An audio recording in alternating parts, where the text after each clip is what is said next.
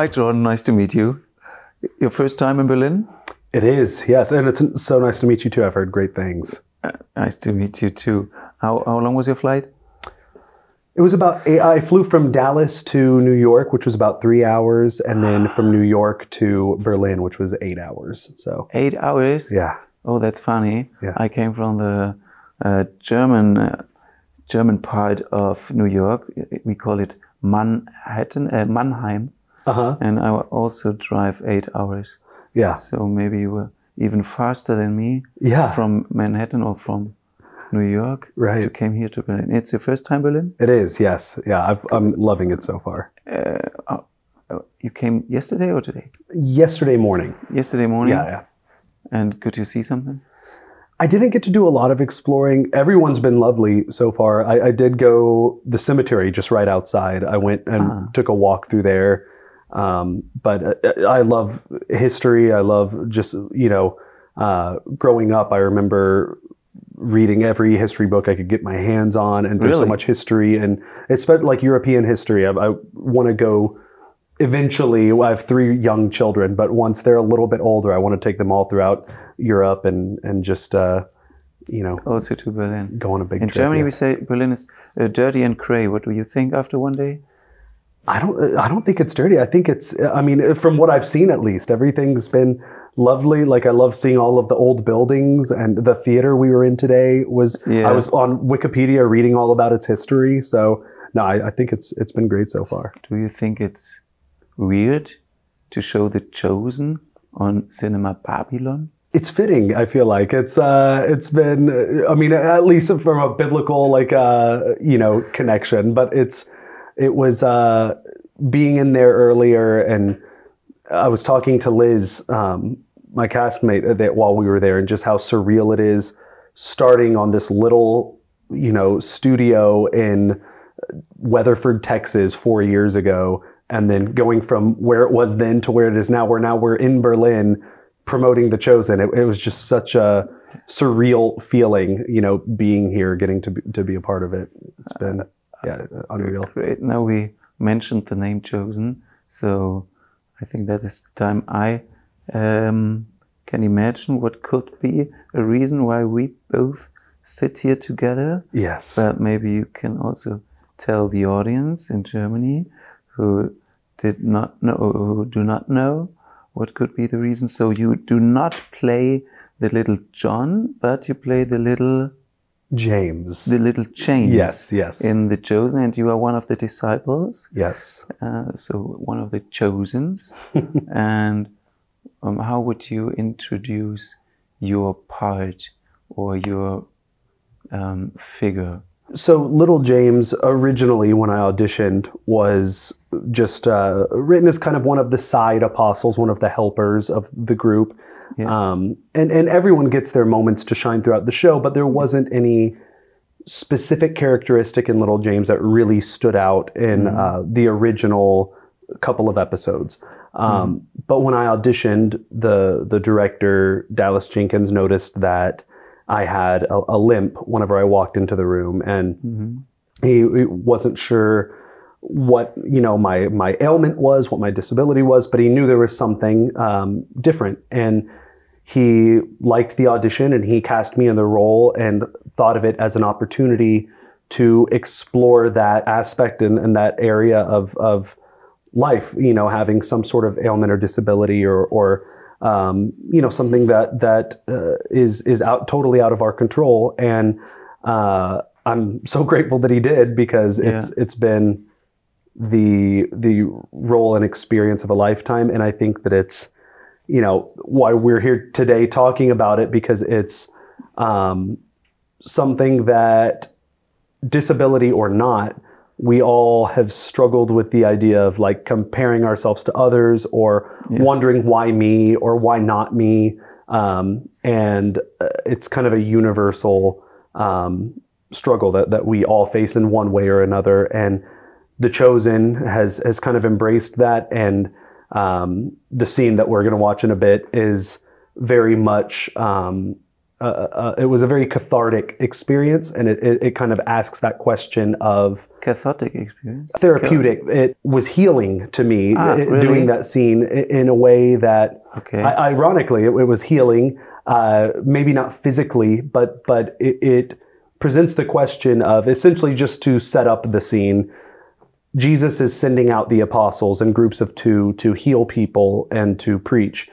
And when little James hears that, he kind of, he's a little upset about that, the idea of him being asked to heal people, of course, when he himself hasn't been healed. So it's a literal come to Jesus meeting where little James approaches and confronts Jesus and asks why he hasn't healed him. And the answer, while a very complicated answer, it's something that I think is answered and addressed in a way that, in the best way that we can answer that question. And the response thus far has been pretty incredible from the first couple of episodes. And yeah, I'm excited to hear your thoughts on it, to see what you think. Yes, I'm really looking forward to watch this scene. I haven't seen it before, because I think today or yesterday was the day when it first time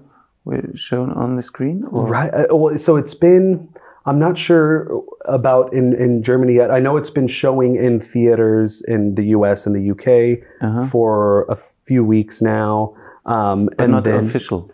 Not like on the app, not worldwide yet. Not so worldwide. The first 2 episodes will be out soon worldwide. Okay. So I'm excited for the rest of the world to experience it as well. Okay. Yeah. So we have to wait in Germany even more longer. Maybe I don't know if you know, I synchronize a few small people in German language. I've heard, yes. You heard already.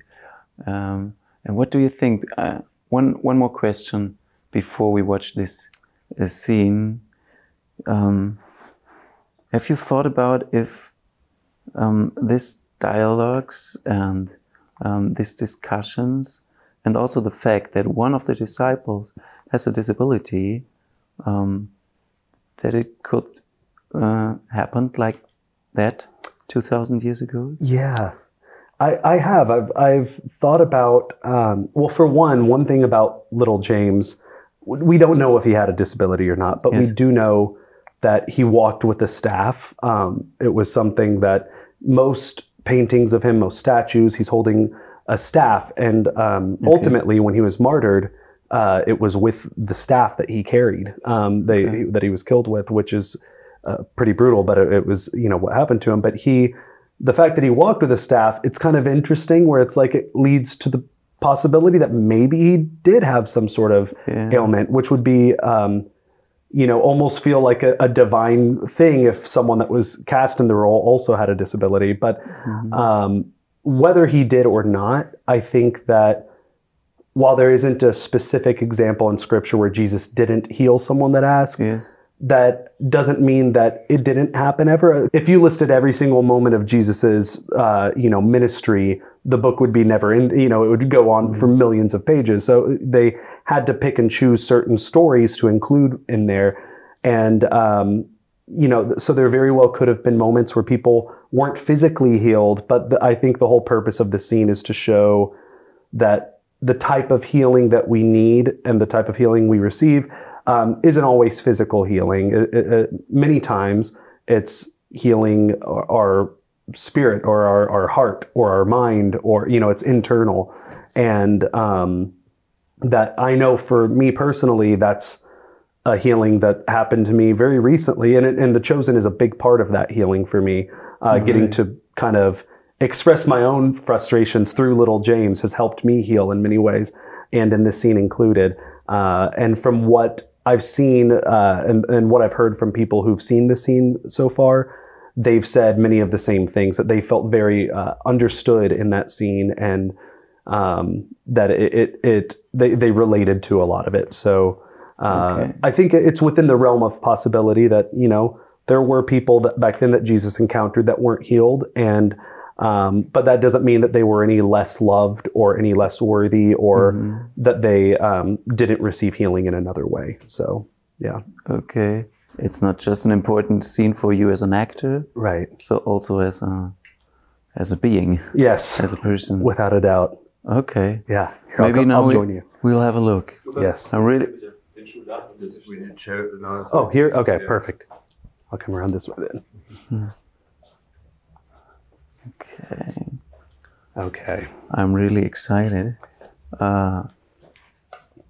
When did you shoot? How long?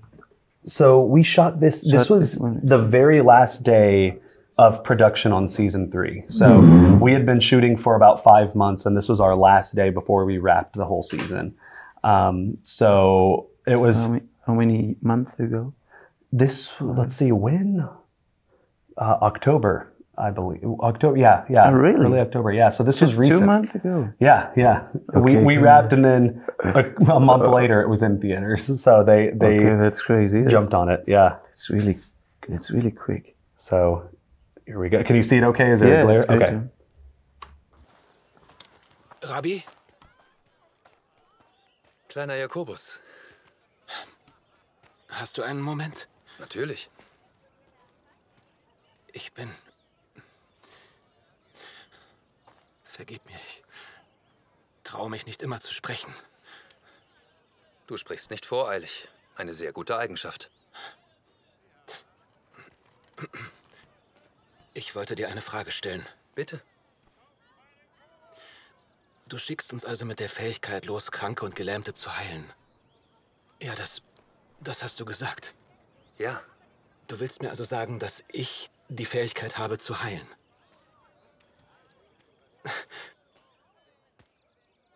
Vergib mir, aber ich kann mir das nur schwer vorstellen. In meinem Zustand. Du hast mich nicht geheilt. Möchtest du geheilt werden? Ja, aber natürlich, wenn das möglich ist. Ich denke, du weißt, dass es möglich ist.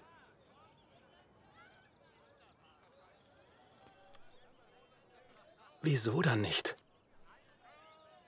Weil ich dir vertraue. Was? Kleiner Jakobus. Mein kleiner Jakobus. Du musst mir jetzt sehr genau zuhören. Denn was ich dir jetzt sage, betrifft dein ganzes bisheriges Leben und wird den Rest deines Lebens bestimmen. Verstehst du das?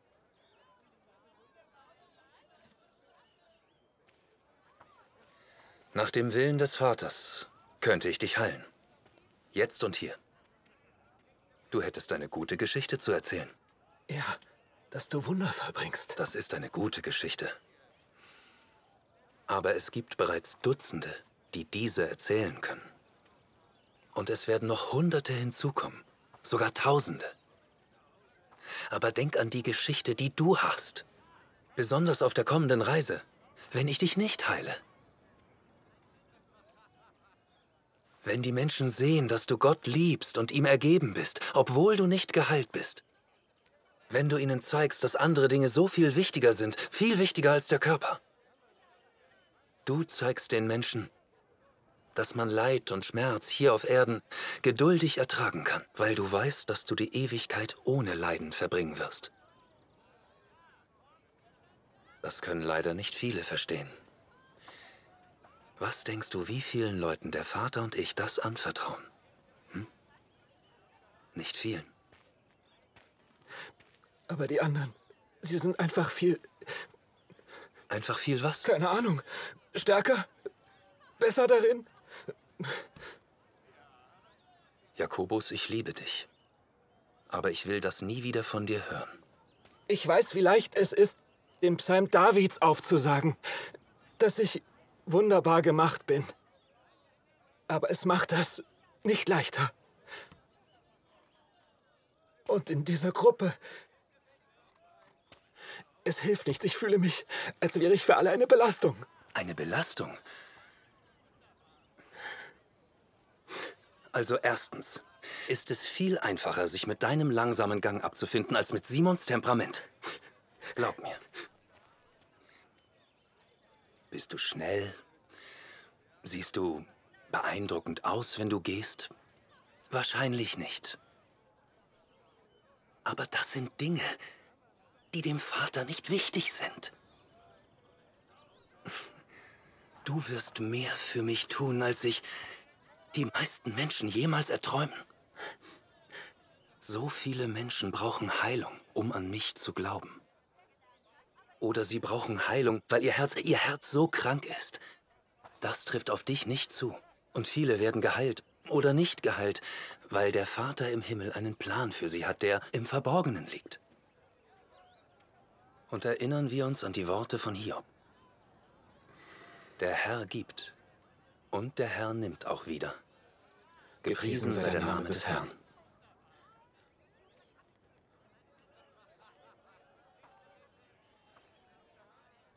Wenn du diese Erde verlässt und deinem Vater im Himmel begegnest, wo du, wie Jesaja verspricht, wie ein Hirsch springen wirst, wird dein Lohn groß sein.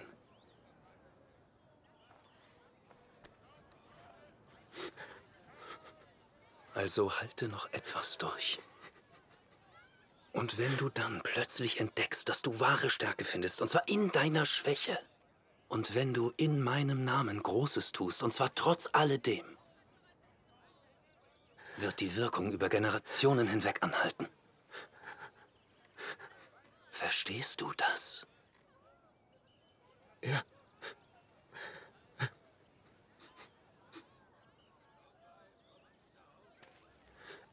Danke, Rabbi. Ein Mann wie du, der andere heilt. Oh, was für ein Fest. Ich freue mich auf deine Geschichten, wenn du zurück bist. Shalom, mein Sohn. Shalom. Und Jakobus, vergiss nicht. Du wirst geheilt.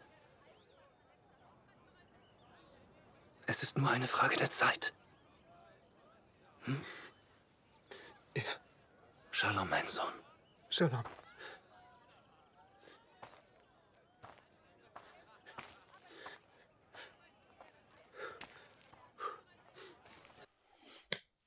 That's it. Great scene. Thank you so much. Of course. Jordan Ross. Yeah, I'll come back over here so we can finish talking. It's,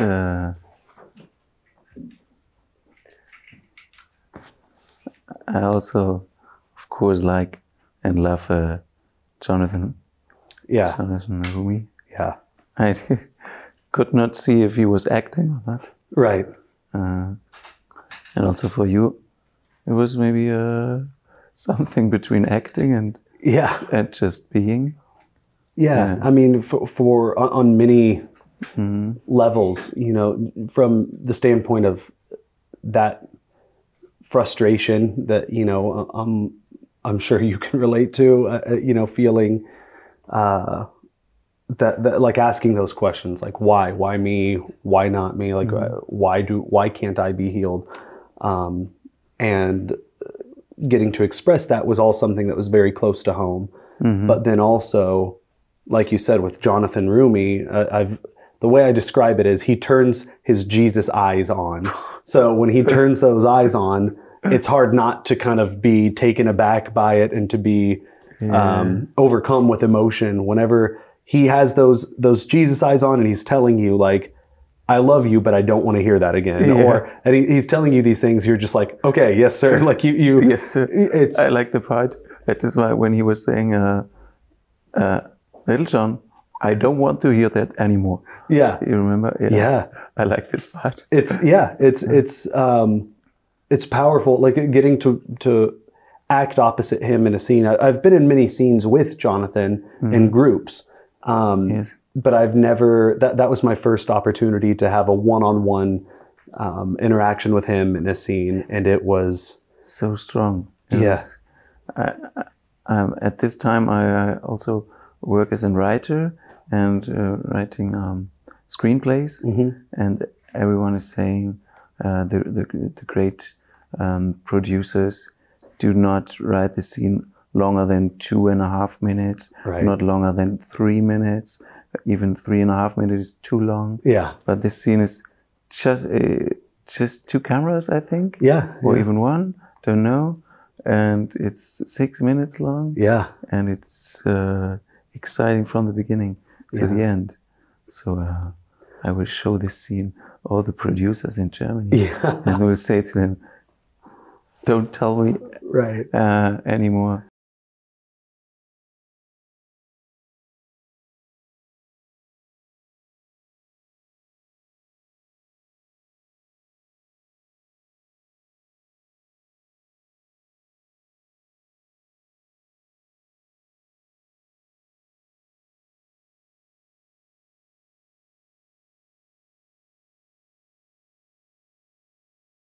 Know how much the scene touched me and moved me in my own journey. And since it's been released, I've had people who, you know, have experienced child loss or have terminal cancer or children with severe acne, you know, whatever, any number of struggle or insecurity that have reached out and said that they felt understood and that gave them some sort of peace. And I love that the scene it's not just open and shut. It's not little James asking and then Jesus explaining it to him and then everything being happy and, you know, perfect. It's there's still some pain, you know, there's still also in the eyes of Jonathan or exactly. As Jesus, he sees the pain in little James and he feels that pain as well, but he knows that, you know, that it's something that isn't permanent for one, and that it's something that can help others. And I think that it's, you know, I have my grandfather who passed away about 3 years ago now. Thank you. He was one of my biggest supporters and biggest role models. And I wish more than anything he could see this scene because he had ALS. The life expectancy is, you know, around between 5 and 10 years typically with that, but he had it for almost 20 years. And he was a doctor that ran a hospital in Texas for years before. So he kind of understood what he needed to do with his body to stretch it out as long as possible. And every day he would get himself dressed. He would, you know, slowly, he'd take his wheelchair over, he'd pull himself up and then lift his leg over and ride his exercise bike, but like pedaling this slow, like just to activate the muscles somehow. And he prolonged everything as long as he could.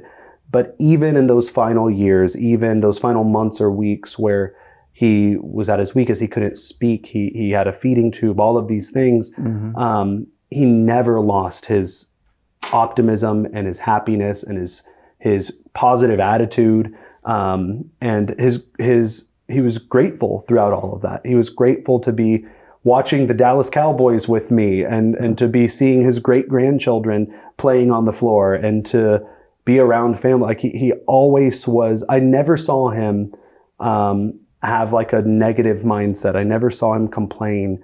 And that's something that I often look at that and think, if being healed was just a matter of faith, he would have been healed.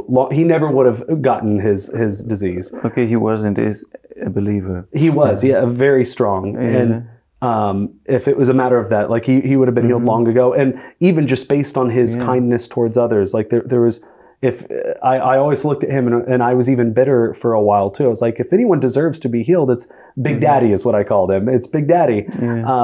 But I am so grateful that this scene hopefully can shine a light. I want to ask you, have you ever had, you know, the people that have reached out and you know, maybe have tried to lay hands on you without consent or pray or told you like you need to pray harder, or like, you know, you're going to be healed. Have you had those experiences? And if so, how have you responded to that? Because that's something I've had a few times as well. Yeah, of course, there are all, unfortunately, a lot of these voices who say, you have to believe more, and or you believe less, and there's something not in common with your mind, and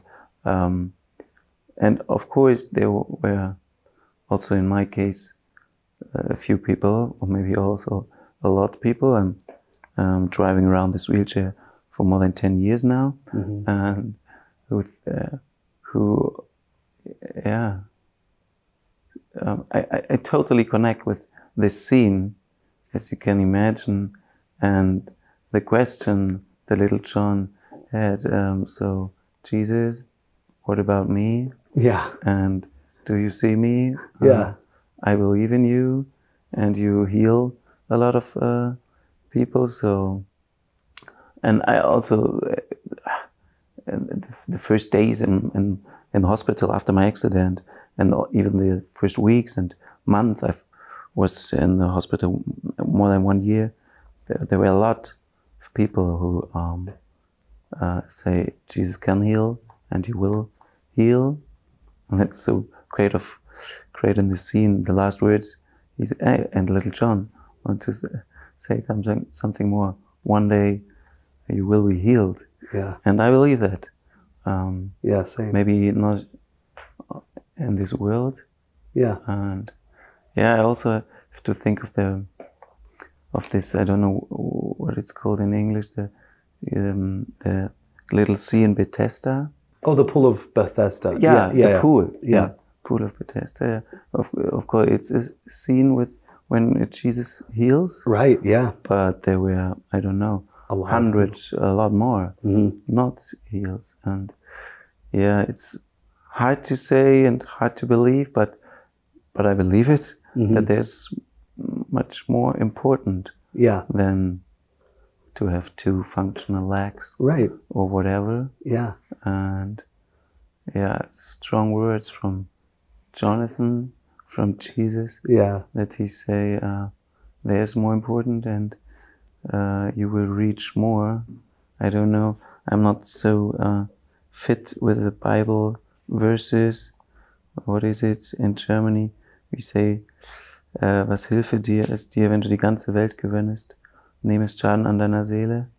Yeah, in the interviews earlier today, someone asked me if I still pray for healing, and I told them that I believe I've received healing. I just needed a different type of healing, and that I, at this point in my life, wouldn't trade any of my insecurities. I wouldn't trade being bullied in high school. I wouldn't trade missing out on acting jobs. I wouldn't trade the pain going through surgeries and the near-death experiences even. I wouldn't trade any of that, because it was through all of that that I learned empathy for others. It was through all of that that I learned patience, because as you know, sitting in a hospital, it teaches you a lot of patience, and trust also. And you know, not only the doctors who hold your life in their hands, but in God as well. And I think that it taught me all of those things. And it made me the person I am. It made me the actor I am. It made me the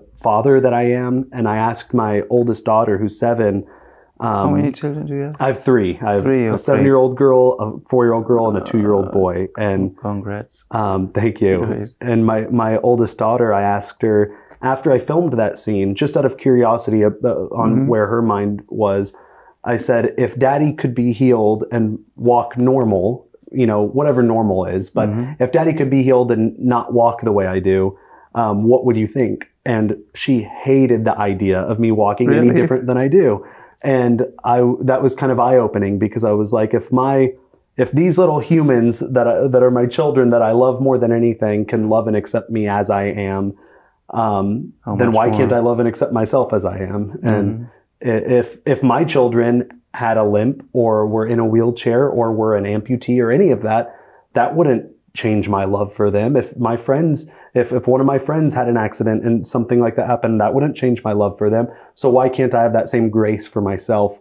And I realized that it was all, you know, I was letting the opinions and hurtful words of others dictate how I viewed myself. And once I let that go, it changed, you know, my perspective on all of it. And I think that, you know, it's all about perspective. It's all about how we're viewing what lens we're viewing the world through. And you can choose viewing it through a lens of bitterness and resentment and anger, which is understandable. And we've been there, but you can also view it through the lens of, you know, how beautiful and, you know, everything is, and the people that are in our lives, and how grateful we are and how lucky we are just to be alive. And, I try to choose to view the world through that lens more than the other lens. So yeah. Such a great daughter. I really like the part when you spoke together with Jesus chorusly, the verse from, how do you call him in English? Hiob? Job. Yes, yeah. Say. In Germany we say Hiob. The Job. Yeah. What was the line? The Lord gives and the Lord takes away. Yeah, a hard line, tough line. Yeah. The Lord gives and the Lord takes. But I was reading Job the last days and weeks, and at the end of the whole Job story, for me it's the even more important sentence when Job says, I just used to know you from hearing and talking and saying, but now I can feel you. Yeah. Now I know you more. This whole scene could be such a rehabilitation scene for so many people. I think so. I hope so, and I think that, you know, in the coming episodes, in episode 4 of season 3, there will be kind of you'll get to see a glimpse of little James on the journey of healing others. And really, that's so funny. That was a powerful scene as well. And then powerful is the right word.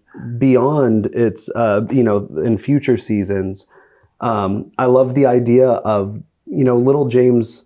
Not only is he not going to be healed on this earth, but, you know, he has a physical disability in first century Jerusalem and is walking the deserts for days at a time. He probably would be in some pretty significant pain and discomfort, and it probably wouldn't help his condition either. So I like the potential of, you know, maybe his condition even worsens, but his faith continues to grow stronger.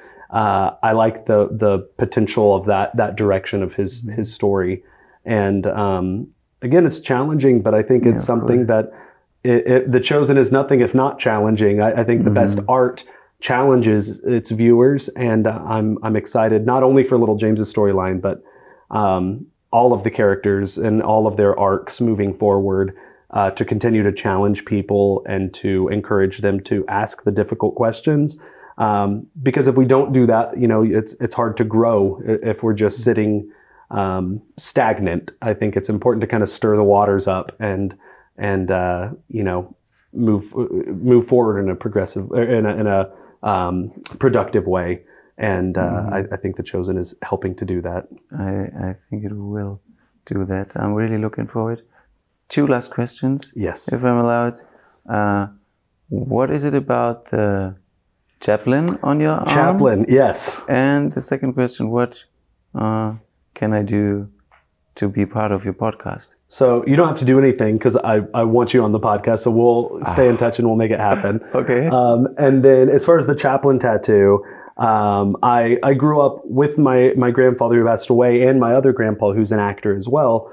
They were both instrumental in my love for film and for cinema, and I grew up watching old black and white films with them, including all of the old Chaplin movies like The Kid and Modern Times and all of those. So I got this because Chaplin was one of the first influences for me as a kid in terms of like wanting to do that. I remember watching him, and the fact that, you know, like his performances, it's totally silent, and it crosses the language barrier. It crosses like you can watch a Chaplin movie that was made 100 years ago and be just as moved today as they were then.